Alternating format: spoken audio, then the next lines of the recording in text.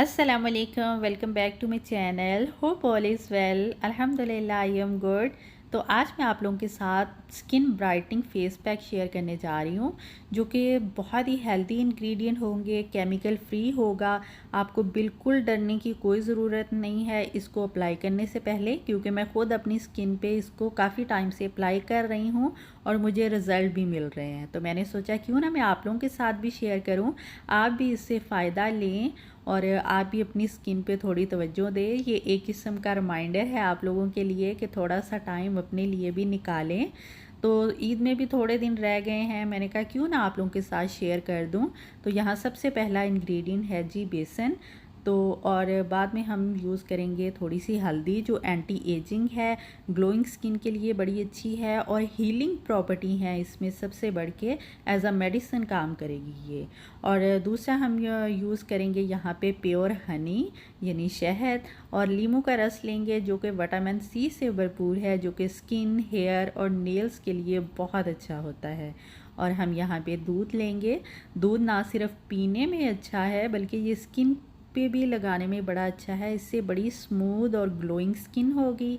और यहाँ पे जी रोज़ वाटर भी आ गया है। रोज़ वाटर तो वैसे भी अपनी स्किन पे स्प्रे किया करें जब आप फील करें कि आपकी स्किन थोड़ी डल हो गई है। तो जिनकी स्किन ऑयली है वो दूध की जगह रोज़ वाटर यूज़ करें। तो चलिए पहले हम पैक तैयार करेंगे, फिर मैं बताती हूँ आपको किस तरह बनाना है, किस तरह लगाना है और कितना टाइम लगाना है। तो ये देखिए जी, मैंने 2 चाय के चम्मच बेसन ले लिए है। आप अपने मुंह की अकॉर्डिंग ले लें कि जितना बड़ा आपका मुंह है। मेरा मुंह थोड़ा बड़ा है तो इसलिए मैंने 2 चाय के चम्मच लिए हैं। और आधा चाय का चम्मच से थोड़ा कम हमने हल्दी ली है और इसमें थोड़ा सा हम शहद डालेंगे। ट्राई करें कि शहद आपका प्योर होना चाहिए। और अब हम इसमें लीमू का रस डालेंगे और इसको अच्छे से मिक्स कर लेते हैं। और बाद में हम थोड़ा थोड़ा दूध डाल के इसका फाइन सा पेस्ट बना लेंगे। दूध बहुत ज़्यादा यकदम नहीं डालना हम लोगों ने। जिन लोगों की स्किन बहुत ज़्यादा ऑयली है और वो दूध नहीं अप्लाई करना चाहते अपनी स्किन पे, तो वो दूध की जगह रोज़ वाटर यूज़ कर सकते हैं मिक्सिंग के लिए। ये भी सेम ही तरह का काम करेगा, लेकिन आप ट्राई करें कि कच्चा दूध लें, वो ज़्यादा इफ़ेक्टिव होगा और स्किन पे ग्लो लेके आएगा। ये देखिए जी, हमारा जो ब्राइटनिंग फेस मास्क है वो रेडी हो गया है। तो अब आपने इसकी थिक यानी थोड़ी सी मोटी सी लेयर अपने फेस पे, हाथों पे अच्छे से अप्लाई कर लेनी है और इसको आपने 10 से 15 मिनट तक ड्राई होने के लिए छोड़ना है। जब आपने इसको अप्लाई करना है तो आपने थोड़ा थोड़ा मसाज करते जाना है। 4 से 5 मिनट आपने इसको इसी तरह मसाज करते हुए लगाना है।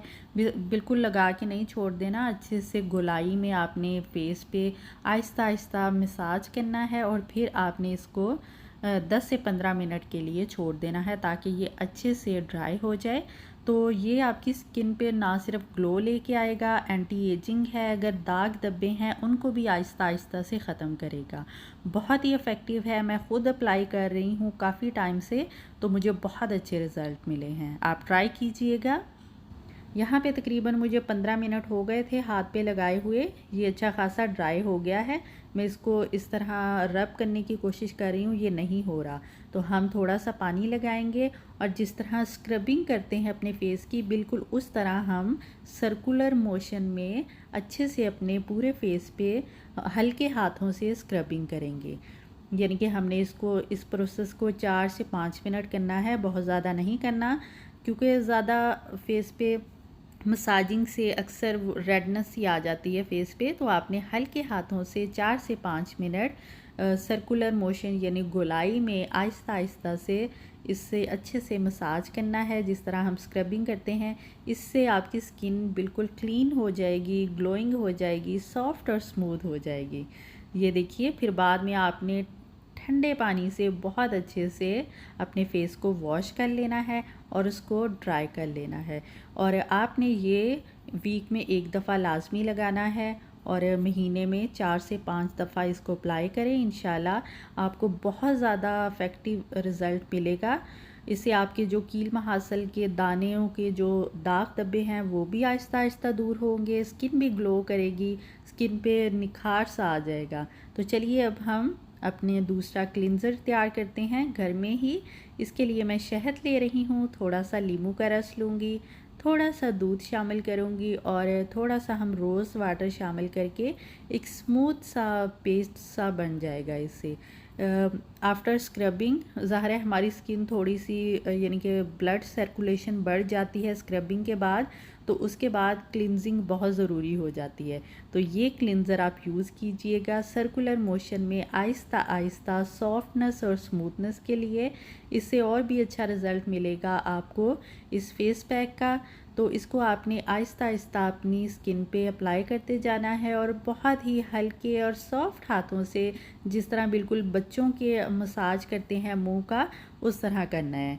क्योंकि हमारी स्किन बहुत सेंसिटिव होती है as compare to other body part, तो इसके लिए हमने बड़ा यानी कि सॉफ्ट सा ट्रीटमेंट करना होता है और हम लोगों को टाइम नहीं मिलता अपनी स्किन को देने के लिए। तो ये एक तरह का रिमाइंडर है आप लोगों के लिए भी।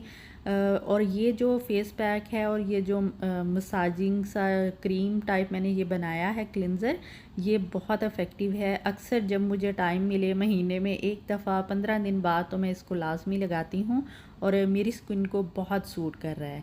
ये ऑल टाइप स्किन के लिए है, ये नहीं है कि ऑयली के लिए नहीं है या ड्राई के लिए नहीं है। तो आप इसको ट्राई कीजिएगा, मुझे फ़ीडबैक दीजिएगा। इंशाल्लाह नई वीडियो, नई रेसिपी, नए व्लॉग के साथ मिलूँगी। अपना और अपनी फैमिली का ख्याल रखें, मुझे दुआ में याद रखें। अल्लाह हाफ़िज़।